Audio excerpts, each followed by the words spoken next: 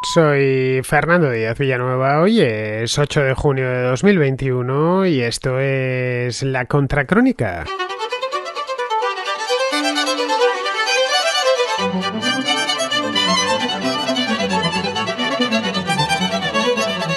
Con una ligerísima ventaja, Pedro Castillo va ganando las elecciones presidenciales peruanas de este domingo.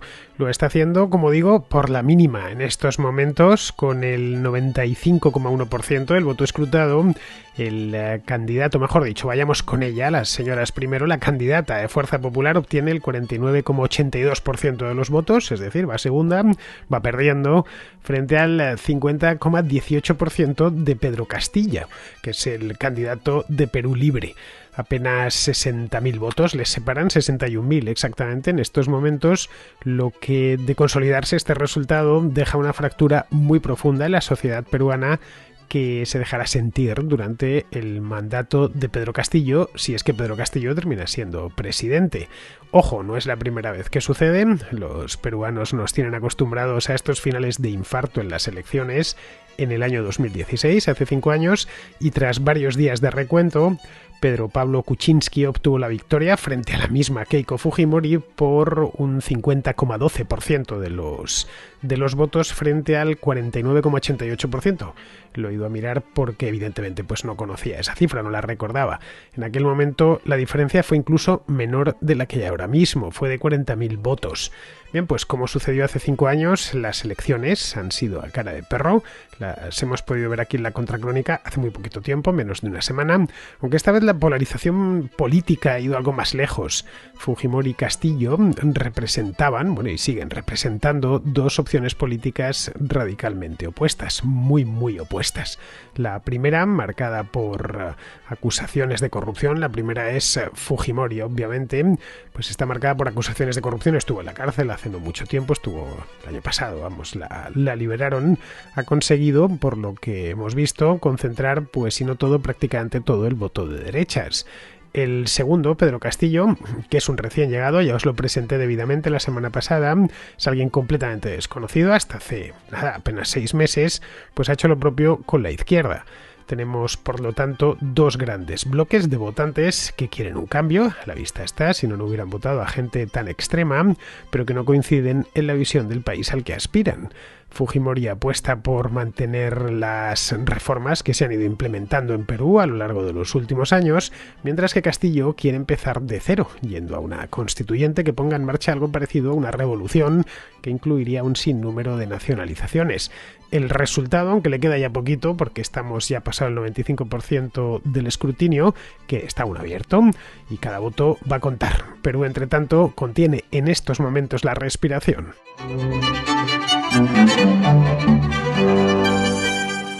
Como os decía hace un momento, el candidato presidencial de Perú Libre, Pedro Castillo, tiene en este momento una ligera ventaja sobre su oponente, con la mayoría de los votos que se han contado hasta el momento. Queda muy poco, pero claro, en circunstancias normales con un 95%, 95,1% de los votos que están actas procesadas, tengo aquí delante los datos oficiales, pues con esto yo ya daría vencedor y perdedor, pero según están las cosas, con ese 91,1%, Fujimori tiene, ya os he dado los datos hace un momentín, el 49,8% frente al 50,1% del candidato presidencial de izquierda, de Pedro Castillo. Una diferencia minúscula de 61.000 votos. Esto según la OMPE, que es la Oficina Nacional de Procesos Electorales, vamos, lo que en España conocemos como la Junta Electoral Central. Castillo, según parece, ha ganado a lo grande. Tengo aquí delante el mapa del Perú, en todas las áreas rurales, especialmente en los Andes, donde las autoridades, también según parece, según leí hace un rato, están todavía contando las papeletas. Pocas les quedan, pero están contando allí, lo que hace que muchos aseguren en la prensa peruana que la diferencia de Castillo será aún mayor conforme avance lo que queda de recuento. Que, insisto, no es mucho, pero recordemos lo que pasó en 2016, que se pasaron 4 días ajustando el recuento de votos porque hay mucho peruano emigrado en el extranjero, especialmente en los Estados Unidos, también hay un montón de ellos en España, y esos al parecer pues se recuentan al final. Vamos, que queda ahora mismo, nada, menos de un 5%, un 4,89% de los votos por escrutar, pero ese 4,89% podría dar un vuelco, es decir, podría terminar ganando Keiko Fujimori. De cualquier manera, sí se pueden extraer ya unas cuantas, se puede hacer un análisis. De otra manera no hubiera dedicado el programa de las elecciones de Perú. Ayer las estuve siguiendo con auténtica devoción y la verdad es que pensé que antes de grabar el programa iba a estar más que terminado. Pero no aprendí de lo que pasó en 2016. Se conoce que a los peruanos esto de llegar al final con los resultados no siempre les sucede. Les ha sucedido en 2016 y este año, pues vamos, que esto les va bastante. Les gusta tenernos sin dormir. De cualquier modo, el domingo por la noche en Perú, se entiende, los primeros resultados, los conteos rápidos a pie de urna, a boca de urna, que llaman en Perú, mostraban que Castillo iba a ganar. Daban en aquel entonces, me lo apunté aquí, un 50,2% daban a favor de Castillo, que se parece bastante a como están ahora, frente a un 49,8% de Fujimori. Es decir, aproximadamente casi lo mismo de cómo estamos con el 95% del voto escrutado. Es una victoria, evidentemente, la de cualquiera de los dos. En el caso de Castillo, en los sondeos de estos, los conteos rápidos, mejor dicho, a boca de urna, pues lo que tendríamos es una victoria tan ajustada que nadie se la podía tomar del todo en serio. El conteo rápido ya digo, publicado el domingo por la noche, tiene un margen de error de aproximadamente un punto porcentual, así que cualquier cosa podía pasar conforme avanzase el recuento. Esa es la razón por la cual ayer nadie quería ya hablar de los conteos rápidos a boca de urna, porque al final iba a contar pues un simple voto. En algunos momentos del día de ayer la diferencia entre ambos candidatos era de 4.000 votos, tal cual, porque durante el día estuvo buena parte del día, de la noche peruana, del día en España, estuvo por delante Keiko Fujimori. Bien, pues todo esto sucede en medio de una creciente preocupación, un gran malestar por parte de los peruanos. Es un país que está atravesando una crisis casi diríase que existencial, y eso se ha podido ver en esta campaña, que han tenido una campaña larguísima. No olvidemos que tuvieron la primera vuelta ya por el mes de abril. Vamos, que los peruanos llevan enfangados en esto de las elecciones desde el pasado mes de febrero, y estamos ya pues casi a mediados del mes de junio. Una campaña muy polarizada entre candidatos en los extremos, los dos extremos más alejados en el espectro político del Perú. Castillo pidió este domingo a sus simpatizantes que saliesen a las calles para estar atentos en la defensa de la democracia. Es decir, que si perdían, algunos sospecharon que iba a hacer aquello que hizo Pablo Iglesias tras las elecciones andaluzas de hace 3 años, ¿no? Una alerta antifascista o algo así. Me parece a mí que no va a tener necesidad, porque no sé por qué sospecho que va a terminar siendo el ganador de las elecciones. Igual lo mismo me equivoco, pero por los resultados que tenemos ahora mismo. Fujimori quiso ser, se nota que es una político que lleva más tiempo en esto, quiso ser prudente y pidió a ambos bandos que esperasen los resultados oficiales y que reinase la calma. Bien, Castillo creo que no necesita presentación ya a estas alturas para los contraescuchas.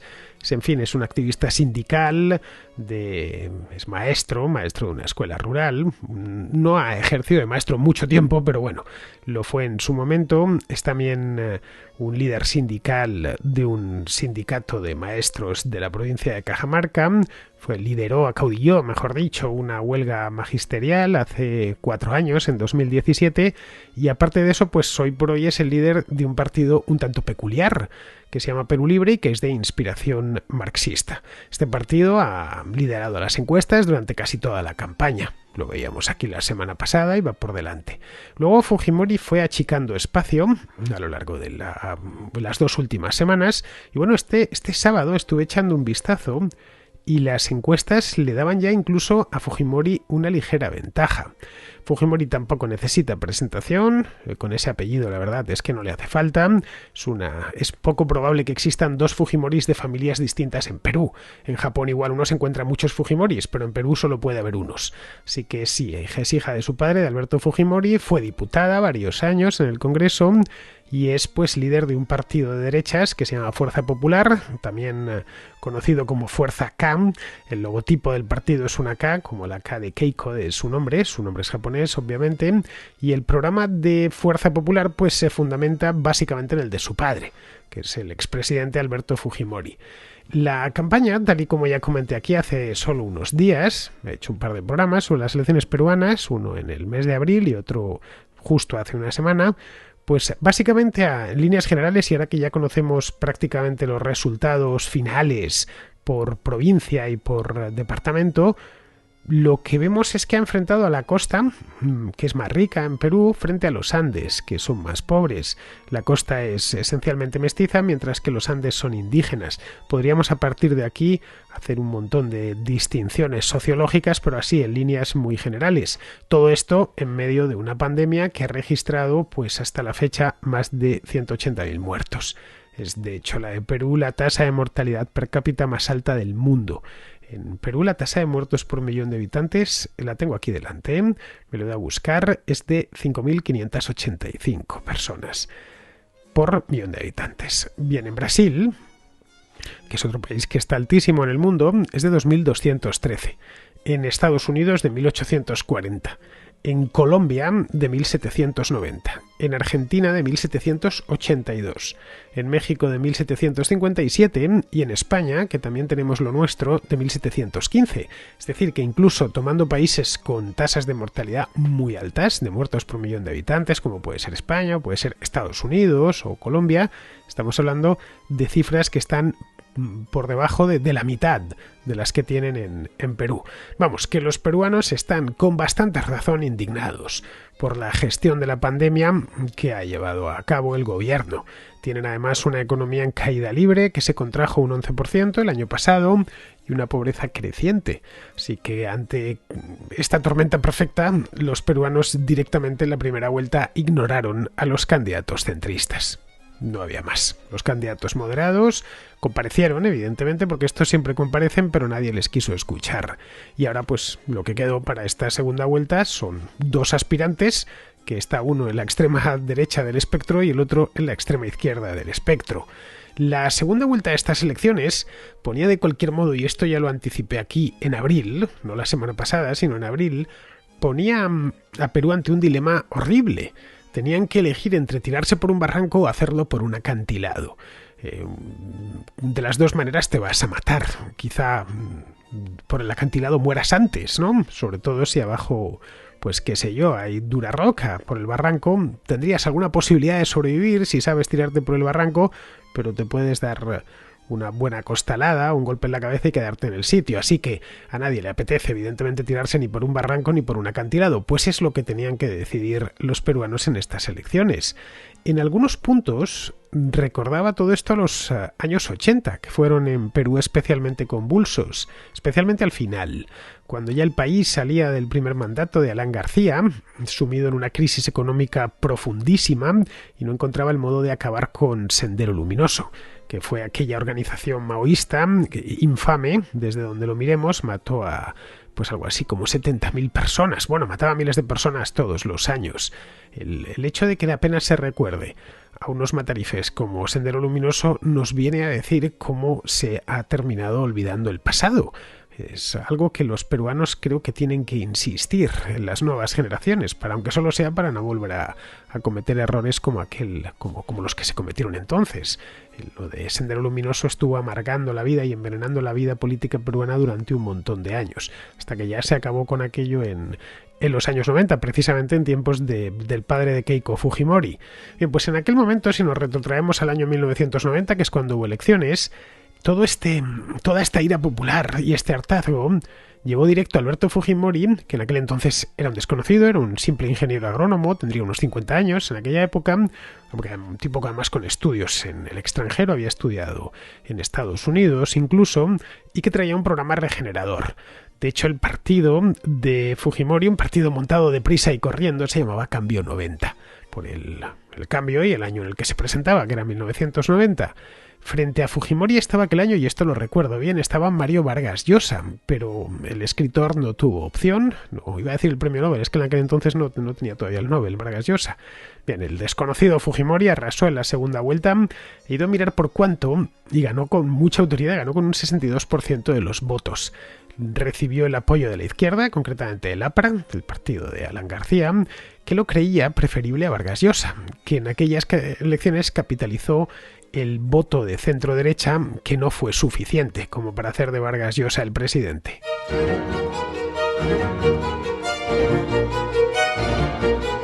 Ya en el poder, Fujimori demostró que tenía agenda propia y que no era precisamente izquierdista. Es decir, creo que Alan García se arrepintió bastante de apoyar in extremis a Fujimori, no solo Alan García, sino buena parte de la izquierda, por no decir toda la izquierda peruana. En el año 92, Fujimori se dio a sí mismo un golpe de Estado, fue el famoso autogolpe, convocó un Congreso Constituyente que elaboró una nueva constitución en 1993 para sustituir a la peruana del 79, que la del 93 sigue en vigor todavía. Esta es la que quiere cambiar Castillo. Bien, eso le permitió a Fujimori ser reelegido hasta el año 2000, cuando el Congreso ya le terminó destituyendo, envuelto en 1000 escándalos por incapacidad moral concretamente, es por lo que le destituyeron.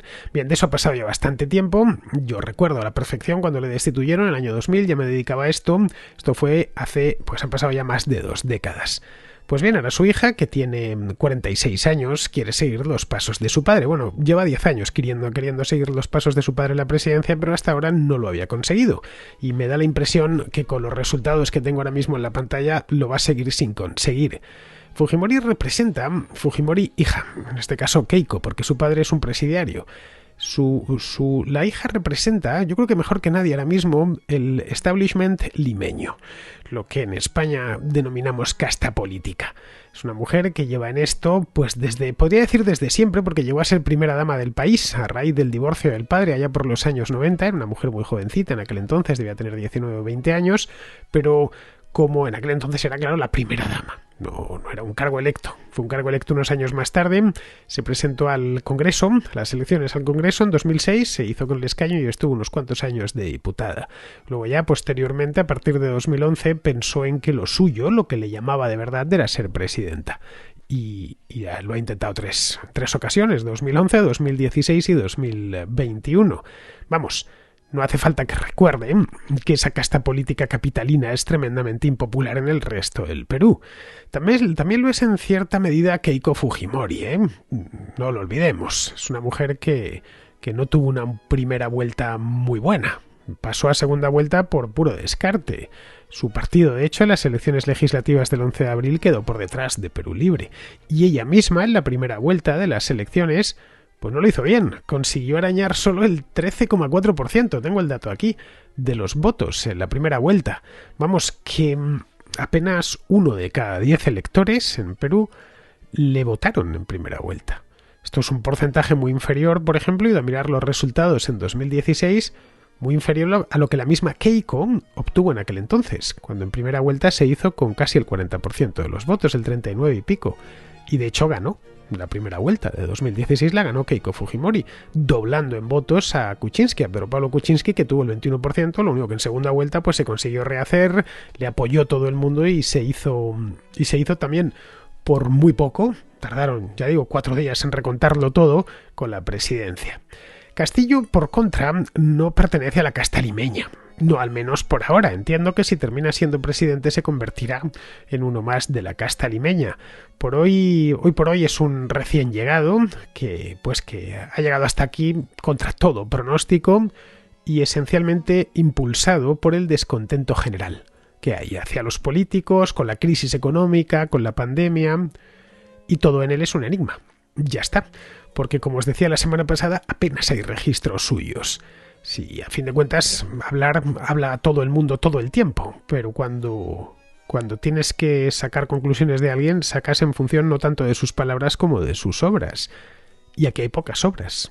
Es el famoso dicho, por sus hechos los conoceréis. Pues con Castillo tenemos muy pocos hechos. Si hemos de fiarnos de lo que dice, pues hará una especie de revolución bolivariana, en Perú al estilo peruano, pero claro, las palabras se las lleva el viento, y con una victoria tan ajustada y el Congreso atomizado en 12 partidos, lo tendrá algo más difícil. No sé, sinceramente no veo yo una revolución con tan poco apoyo. A ver, Chávez pudo hacer lo que pudo hacer en allá por el año 99-2000 porque las elecciones del 98 las había ganado sin discusión y tenía apoyos de sobra en el Parlamento y también entre la población. Castillo, si llega al poder, lo hace con la mitad de la población abiertamente en contra. Luego, cualquier movimiento político que quiera hacer lo va a tener complicado. Luego, su partido es el principal en el Congreso del Perú. Cuando digo el principal, pues es el que más diputados tiene, pero es que de 130 tiene solo 24 diputados. Vamos, no ya es que no tenga una mayoría absoluta, es que ni se acerca remotamente a la mayoría absoluta. Casi para cualquier cosa necesita ir buscando no uno ni dos, sino unos cuantos socios. Para hacer una revolución como la bolivariana se requiere tener, aparte de la presidencia, es imprescindible tener el Parlamento y sobre todo tener la calle de tu lado. En el caso de Castillo no va a tener una parte de la calle, pero desde luego no toda la calle de su lado. De cualquier modo, en Perú se ha votado en clave negativa, yo creo que eso es obvio. Es decir, que la mayor parte de votantes de Keiko le han dado el voto a Keiko por miedo a Castillo. Es duro de decir, pero es que esa es la realidad. Este hombre ha desatado el pánico entre los empresarios y buena parte de la clase media. No solo la de Lima, sino la de todo el país. Cada vez que hablaba, muchos echaban a temblar. Es más, ayer cuando se dio la vuelta el resultado, la bolsa de Lima, la bolsa de valores, se vino abajo en el acto y el sol, que es la divisa peruana, también se derrumbó frente al dólar. Cada vez que hablaba este hombre por televisión, aparte de no tener mucha idea de lo que decía, anda circulando por las redes sociales el vídeo de una entrevista que le hicieron en televisión, que uno no sabe si es reír y llorar, o llorar, o ambas cosas a la vez cuando le oye hablar. Bien, pues cada vez que hablaba decía de nacionalizar empresas como un loco, de cerrar el Tribunal Supremo, de ir de cabeza a una constituyente. Bien, pues el ascenso de Castillo, que tiene 50 años, 51 exactamente, más o menos los mismos que tenía Fujimori cuando llegó al poder en 1990, se produce cuando toda Hispanoamérica se ve sacudida por una crisis tremenda, por la pobreza, por una crisis política sin parangón en muchos años, y todo esto está azuzado por la pandemia. En Colombia ya sabemos lo que ha pasado durante el último mes. Los chilenos, por su parte, se han metido a hacer una nueva constitución, que no sabemos muy bien lo que va a salir de ahí, pero me temo que no va a ser nada bueno. En Bolivia, el partido de Evo Morales, regresó al poder tras las elecciones de octubre del año pasado. Sí que lo de Castillo no es un hecho aislado. Forma parte de una ola que va recorriendo el continente y cuya próxima parada podría ser la propia Colombia. Una ola, eso sí, que no está afectando a todos por igual. En Ecuador, por ejemplo, lo vimos también aquí en La Contra, hace pues poco más de un mes, en el mes de abril, ganó Guillermo Lasso, pero vamos, lo de Lasso hoy por hoy es más la excepción que la norma. Para muchos peruanos, todos los fallos del sistema político del país, el sistema político y económico, y todos los consensos que tenían desde hacía más de 20 años, quedaron al descubierto durante la pandemia, que se ha llevado de golpe, aparte de 180.000 vidas, se ha llevado de golpe a 3 millones de personas que han pasado a la pobreza. En un país que tiene 32 millones de habitantes. Luego ya, como os he dicho antes, ha matado a 3 veces más personas de lo que inicialmente se creía, hasta hace solo unos días cuando revisaron las cifras. Porque, aunque Perú ha mejorado mucho en los últimos 20 años, la pobreza, todos estos datos os los daba en el programa de la semana pasada, la pobreza ha pasado del 58% al 20% en estos últimos 20 años, es decir, se ha reducido a menos de la mitad. Bien, pues dejando eso a un lado, quedaba mucho trabajo por hacer. Y entre esos trabajos estaba el de contar con un buen sistema sanitario, que tan pronto como apareció el virus, con el que tenían en ese momento, pues quedaron expuestas todas sus carencias. Lo que está por ver, y esto no lo sabemos, podemos intuirlo, pero no lo sabemos, es si la receta que propone Castillo, un tipo un tanto peculiar, que parece sacado de otra época, un tipo que elogia a Fidel Castro, a Hugo Chávez, a Vladimir Lenin incluso, pues si esa receta terminará de corregir el rumbo o enviará a Perú directo al agujero. No tenemos ni idea. Ya os decía aquí que Castillo es un izquierdista peculiar. No intentemos asimilarla a izquierdistas en España o en Argentina o incluso en Chile. Es un izquierdista, por ejemplo, que reniega del aborto, que reniega del matrimonio homosexual, que reniega del género, de las cuestiones de género. Vamos, que no sería bienvenido por los diputados de Podemos en Madrid, de ninguna manera. Bueno, y si es bienvenido será por otras cuestiones, pero no desde luego por su agenda moral, que es más afín a la de la derecha europea que a la de la izquierda de esta parte del mundo. Bien, pues aparte de elogiar, ya digo, a algunas momias tipo Castro o Chávez o Lenin, los tres ya son momias en el mejor sentido de la palabra, vamos, que están muertos desde hace bastante tiempo. No sé si momificados, bueno, Lenin sí está momificado, Castro no, Castro lo que sepamos, le incineraron, pero bueno, a estas tres grandes figuras de la izquierda internacional de los últimos 100 años, bien, no sabemos si esto es un bla bla bla, habla por hablar y porque está todavía anclado en 4 cosas que leyó cuando era más joven. Por ahora se ha comprometido a prohibir las importaciones y a nacionalizar minas y empresas gasísticas, por ejemplo. Acusa a las multinacionales de llevarse el cobre del país y el petróleo y asegura que van a recuperar su riqueza los peruanos. También se ha comprometido, entre otras cosas, y esta es especialmente canalla, se ha comprometido a expulsar a los exiliados venezolanos que viven en Perú. Para asegurarse el voto de la que necesitaba Lima, y más entre la clase media, ha dado marcha atrás en algunas propuestas, como el cierre del Tribunal Supremo. También ha dicho que respetará la libertad de prensa. Ya veremos. El ascenso de Fujimori, de cualquier modo, tampoco era una buena noticia, porque muchos peruanos aborrecen a Keiko Fujimori y en general los Fujimori, aquella familia. Entre ellos había gente que no era comunista ni de izquierda siquiera, pero que padecieron el fujimorismo y tuvieron que luchar contra Alberto Fujimori durante 10 años. En los últimos tiempos, Keiko y su partido han dado mucha guerra en el Congreso. Es decir, son omnipresentes en la política y en la prensa peruana. A Kuczynski, por ejemplo, se la juraron y no pararon hasta acabar con él. Idem con Vizcarra. En 2020, de hecho, la propia Fujimori fue encarcelada por financiar ilegalmente su anterior campaña electoral. También ha dicho que si termina siendo elegida, perdonaría a su padre, que se encuentra en un penal limeño desde hace ya un par de años. Vamos, le soltaron y después tuvo que volver. Tuvo que volver a prisión tras serle revocado el indulto que le había concedido Kuczynski en 2017. En resumidas cuentas, no sabemos quién será presidente, probablemente con estos números que tengo ahora mismo delante de mí será Castillo, pero vamos, ninguno de los dos es bueno. Si Castillo cumple sus promesas, será incluso peor que Fujimori porque su proyecto es de sobra conocido. Ya se ha aplicado en otras partes de América y en ninguna ha salido bien. Vamos con la contrarréplica. Empezamos con 2 contraescuchas, Antonio de Murcia y David de Córdoba, que han acudido al llamado que hice ayer para que nos explicasen qué es eso de los NFT o los tokens no fungibles. Vamos, que ya sabía yo que la contraaudiencia no iba a defraudarnos.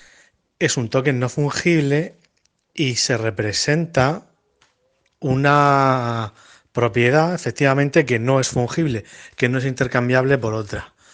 Entonces, si hablando de la blockchain, que sabemos que Bitcoin es blockchain y son monedas, a las monedas también se les llama token, por lo que representan, un token no fungible sería, haciendo una analogía con el mundo real, como una de esas monedas raras que existen y que no se pueden cambiar por otra, no tienen el mismo valor. Un euro normal tiene un valor de 1 euro, pero 1 euro, supongamos que ha salido raro de la fábrica y es único en el mundo y la gente quiere pagar 1 millón de euros por él, por su carácter único, pues eso sería un token no fungible, porque es igual que 1 euro, pero no es fungible porque no tiene el mismo valor que otro, porque es único. También es como un lienzo. Un lienzo puede valer unos céntimos, pero una vez que un artista lo pinta, ya tiene un valor mucho más elevado. Y esto tiene su valor aplicado a un ejemplo muy claro, son las entradas de los conciertos. Si alguien hiciese un software para vender conciertos basado en blockchain, podría utilizar tokens no fungibles para representar que un día, 1 hora para ver un artista, una localidad se representa por ese token, que es único. Luego ya, pues la locura que hay en internet, pues que se le asocia a un GIF o un vídeo o lo que sea.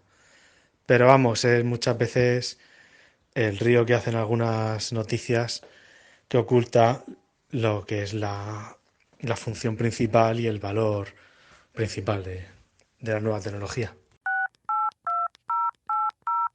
Aunque suene todo muy rimbombante y maravilloso, la realidad es que un GIF, un vídeo o un audio no tienen por qué valer millones, ni empezar en 1.000 euros y acabar en millones.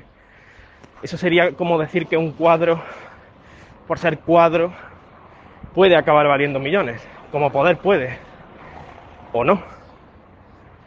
Pues los NFT son básicamente lo mismo. ¿Qué pasa? Que el NFT nace gracias a técnicas criptográficas que permiten garantizar la autoría de una obra.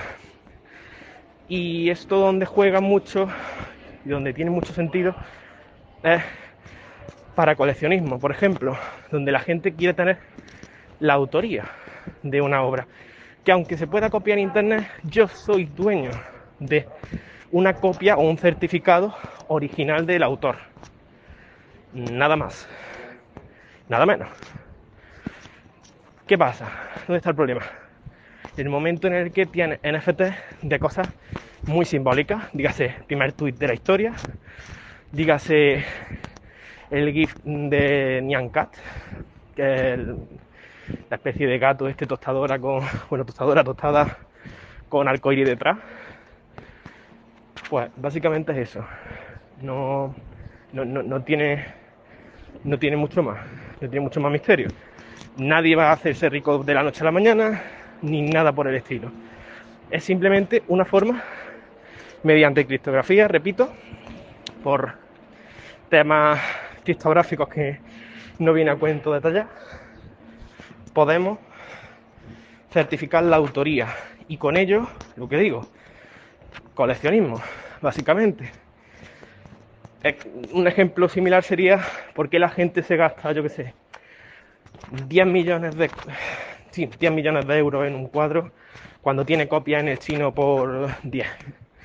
Porque lo hizo tal. Vale, pues el certificado criptográfico este en cuestión es porque lo hizo tal. Ya está. No hay más. Saludos. Pues nada, muchas gracias David y Antonio, a mí ya me ha quedado algo más claro. Lo que comenta Antonio de que un NFT sería, por ejemplo, una moneda de euro con una tara, qué sé yo, no sé, una moneda de euro en la que por error aparece en lugar de la efigie de Felipe VI, pues aparece la efigie del pretendiente carlista, vamos por caso. Bien, en ese caso sería muy valiosa esa moneda, pero claro, se podría copiar hasta hacerla idéntica. Ya imposible de distinguir de la moneda original. Lo mismo con un cuadro de Velázquez, ¿eh? Siempre hubo buenos copistas. Bien, hoy puedes encargar una copia exacta de las meninas hasta en la dirección de los trazos. Tendría que hacerlo una máquina, eso sí. Los NFTs, por lo que tengo entendido, no se pueden copiar, y eso es lo que los hace únicos. Luego, respecto a lo que comenta David, a ver, el precio de un artículo no lo pone el que lo oferta. Bueno, el que lo oferta puede poner el precio que quiera, pero vamos, al final el precio se fija sobre la demanda. El valor es subjetivo. Valoramos las meninas, pero no en la misma medida otros cuadros de la misma época que también son buenos, de grandes maestros, por cierto, pero que no están tan valorados como Velázquez. Bueno, hay mucha... Y esto yo creo que trayéndonoslo al presente, hay mucha gente que valora y paga fortunas por la pintura abstracta, que es la mayor parte de las veces algo sin valor alguno incorporado. Es una mancha sobre un lienzo, unos puntos y unas rayas, pero claro, cuando dices el autor ya automáticamente vale. Ve a una galería y llévales un cuadrito que puedas demostrar que lo pintó, no sé, Paul Klee o Kandinsky. Da igual lo que sea, aunque se trate de una línea hecha con el dedo, con los pozos del café. Automáticamente, si puedes demostrar que lo pintó Kandinsky, valdrá millones. Si ese mismo cuadro le dices que lo ha pintado Paco Pérez, que es un funcionario en Albacete y dedica sus ratos libres a pintar cuando está inspirado, te invitarán cortésmente a abandonar la galería sin hacer ruido, y si no sales lo suficientemente deprisa llamarán a la policía. El valor ahí, como vemos, se lo pone la autoría. Luego ya, evidentemente, pues algún cursi se encarga de hacer un texto incomprensible, desentrañando las razones por las que Kandinsky pintó esa línea, metió el dedo en el café y pintó esa línea sobre el lienzo. Bien, vamos ahora con Juan Luis, de Valencia, que a cuenta de lo del nuevo impuesto de sociedades global, nos cuenta lo siguiente. Bueno, a propósito del notición del día que no se está comentando, y a mí me parece el notición del día que acaba de terminar, 6 de junio del 2021. Y antes de llegar al notición voy a hacer espero que breve excursión a propósito de la conspiranoia que tú declaraste, en la que tú declaraste que no crees, como yo tampoco, a propósito de una recomendación del libro de Cristina Martín Jiménez. Bueno, vale, no hay conspiranoia. El señor Soros lo que quiere hacer lo ha dicho, ¿no? Y lo dice constantemente, y se sabe cuáles son todo lo que financia porque lo publican, o sea. Lo que quiere hacer Bill Gates con sus fundaciones ocurre otro tanto de lo mismo, lo dicen, está ahí, se puede encontrar. Otro tanto con la Fundación Rockefeller, otro tanto con el Club Bilderberg, otro tanto con el Foro de Sao Paulo, con la continuación del Foro de Puebla. Han generado multitud de documentos, declaraciones y las acciones que han dicho que iban a realizar y que han realizado, y se saben cuáles son todas. Entre ellas cambios constitucionales en todos los países iberoamericanos. No sabemos si hay imitación de lo que se hizo en Venezuela, pero es lo más probable. Movilizaciones generalizadas también en Estados Unidos, que han acabado inmediatamente cuando Biden ha accedido al poder. Yo no creo en que sea una coordinación y por lo tanto una conspiración. Y en todo caso, si fuera una combinación, me parece muy bien que se conspire. Pero el problema es que todos estos instancias que he enumerado y todas las acciones que están llevando a cabo y que declaran abiertamente, echan mano de algo tremendo. Yo creo que es tremendo porque soy anarcocapitalista, que es el Estado. Es decir, la coerción. Todos estos grupos, que se dice que es el capitalismo actuando en parte, Soros, Bill Gates, tal. No. Estos echan mano de estructuras estatales, supranacionales también, como la ONU, porque sus agendas son también muy parecidas. Detrás de esto está también todo un magma ideológico que se ha venido gestando ya desde hace 40 años, pero ahora ha cristalizado después de la caída de los países comunistas, se ha llamado la ideología de la nueva izquierda, que tiene muchos elementos: la revolución molecular, la lucha cultural, el globalismo, la ideología de género, el feminismo radical, el ambientalismo, el animalismo, la lucha contra todo negacionismo relacionado con esto. Esto está ahí. Y forma parte además de la agenda del cambio constitucional en todos los países iberoamericanos. Es decir, aquí no hay conspiración. Sinceramente lo creo, y que además que si lo hubiera me parece muy bien, como he dicho.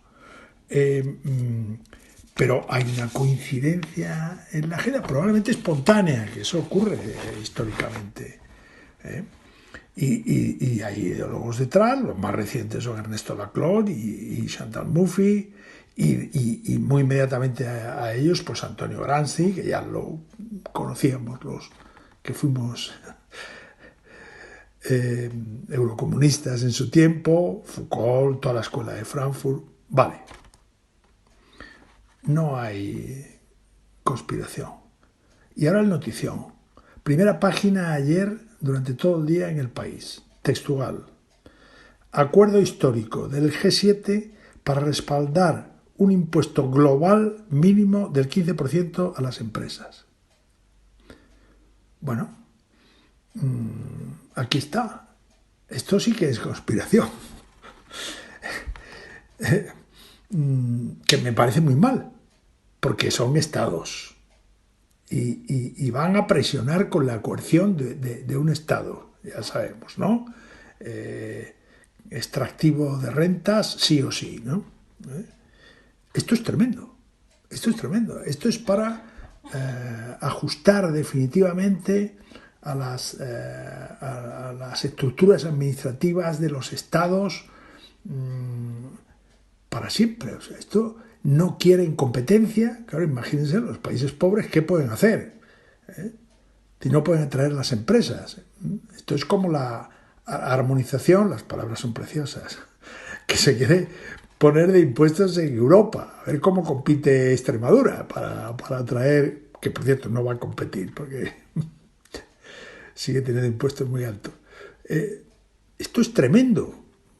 Claro, quien dice este acuerdo histórico del G7 para un impuesto global mínimo y tal, en un futuro será para lo que sea y presionarán igual los estados. Pues en fin, esto es lo que quería decir a propósito de la notición, que no se ha comentado nada y me gustaría que tú lo comentaras porque verdaderamente es terrible. Esto es verdaderamente catastrófico. Lo he dicho aquí en más de una ocasión, Juan Luis, correlación no significa causalidad. O sea, es una máxima que los estadísticos siguen al dedillo para evitar equivocarse y sacar conclusiones erróneas. Ya sabes, la vieja falacia del cum hoc ergo propter hoc. Es decir, si tengo esto es a causa de aquello. Lo que sí existen son tendencias, y esas hay que saberlas ver. Y gente que sabe sobre todo eso. Lo segundo, gente que sabe auparse sobre esas tendencias para sacar beneficios y sacar partido. Eso siempre ha existido. Hay que huir de lo que podríamos denominar, no sé, excepcionalismo, presentismo, que llamaba el otro día Alberto. Ya sabes, aquello de vivimos en un periodo excepcional, único en la historia de la humanidad, nos ha tocado vivirlo y nadie antes tuvo que enfrentar a algo parecido. El otro día en la contrarréplica lo decía Garín, lo recordaba que a principios de los años 80 un tercio de la humanidad vivía en un régimen comunista, soviético, o peor aún, o de corte chino o albanés. Y esos regímenes, además, en el año 80, 81, 82, no hacían más que expandirse. Cada año había un país comunista nuevo, a principios de los 80. Y de pronto, en 1985, dejaron de hacerlo. Y nada, 6 años más tarde, en el 91, la URSS había desaparecido. Todos los intensos de 1981, que clamaban por el fin del mundo, pues se encontraron con que la tendencia se había invertido delante de sus narices. Fue entonces cuando la izquierda empezó a buscar causas en simples correlaciones. Estuvieron 10 años con lo del neoliberalismo de la época Reagan y cómo había terminado imponiéndose porque las élites del mundo se habían organizado para que algo así sucediese, en fin. Le dedicaron muchísima tinta y bastante más saliva al tema. No era cierto nada de eso, pero bueno, lo de buscar patrones y unir puntos a los seres humanos se nos da bastante bien. En cuanto a lo del impuesto global, pues nada, le dediqué ayer un programa, como supongo que sabrás, si ya lo has escuchado, espero que, pues eso, que te haya gustado. Bien, pues vamos a terminar, vamos con Pizarro, que nos habla de esto mismo, del impuesto de sociedades mínimo a escala global. Si los estados tienen soberanía fiscal, este acuerdo es un acuerdo que parece una imposición bajo amenaza de sanción por parte de las economías más importantes autoproclamadas en gobierno mundial. Como echa la ley, echa la trampa, la homogeneidad fiscal pronto se deshará entre tecnicismos y vacíos legales, surgiendo nuevos o renovados refugios fiscales. Cuando los países más ricos se reúnen para debatir y acordar no acerca de cómo conseguir ser más prósperos, sino acerca de cómo optimizar el saqueo a las empresas, parece claro que los intereses políticos tienen un mínimo común denominador que no entiende de nacionalidades, a saber, el expolio. Un cordial saludo de Pizarro. Y hasta aquí, queridos amigos, llega la contra de hoy, que es martes 8 de junio. Cuando sepamos quién ha ganado en las elecciones de Perú, seguramente cuando estéis escuchando esto ya tendréis un ganador. Yo reconocedme el mérito de poder hacer este programa sin saber a ciencia cierta, pero bueno, el análisis valía para uno como para otro. A fin de cuentas, ninguno de los dos ha sido presidente, así que más o menos todo lo que sabemos y lo que no sabemos de ellos estaba ahí. Solo había que poner esa información en relación una con otra y a partir de ahí sacar algunas conclusiones, que es lo que he tratado de hacer hoy. Pues eso, queridos amigos, nos vemos por aquí, o mejor dicho, nos escuchamos por aquí mañana.